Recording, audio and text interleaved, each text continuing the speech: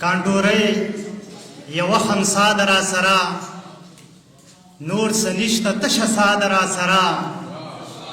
ډېره مننه کانډورۍ یوه خمسا د را سره نور څه نشته تشه سا د را سره تنهایي معذوره خپه د غره لمن سو بزي دي مشغوله د را سره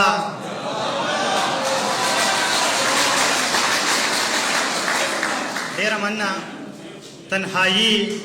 معذوره خپه د غره لمن سو بزي دي مشغوله د را سره یو څادر یوه منګوز یو څادر یوه منګوز ګریوان کولاو بیا هم ټوله پښتونخوا د را سره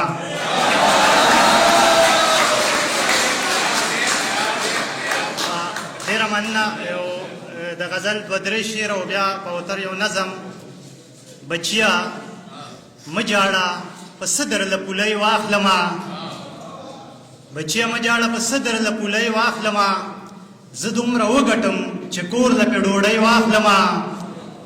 لورې غوږونو له راوړلې مې د بیرې ازغي اوس مې نور نه کېږي چې ستا له پې والی واخلمه پڼ خورومه د سرګړي د چوپال په تل کې دور بدل دی خو په څه ورله درۍ واخلمه زما عدل بدل پیزار پورې خندا مه کوه چرته به وخت راشي چې ځان له به سپلی واخلمه زما عدل بدل پیزار پورې خندا مه کوه چرته به وخت راشي چې ځان له به سپلی واخلمه یونسه جون د بېوسۍ ته ډېر حیرانه یمه خودکشي وکم که دا درد زندګۍ واخلمه ډېره مننه سپوږمۍ لا خال په جبین کېښو د رنګونو شاعر د محبت لیونتوب شته که د خیالونو شاعر ځان یې لمبه که لکه شمنو رڼا یې وکړه لکه د ستوري راښکاره شه او ځلا یې وکړه د وصال تنده یې په زړه د هجر شپې له راغله احساس کوندلی دی د زړه ژبه یې خولې له راغله څه رنګین خیال دی د لفظونو په جامه کې بند کو منم شاعر وي سمندر دی په کوزه کې بند کو د کائنات په دې ذره ذره کې خیال دی وکړو ای لیونیا حد دی وکړه او کمال دی وکړو ډېره مننه دې لوږې تندې او دې سختې ته په نور ولاړې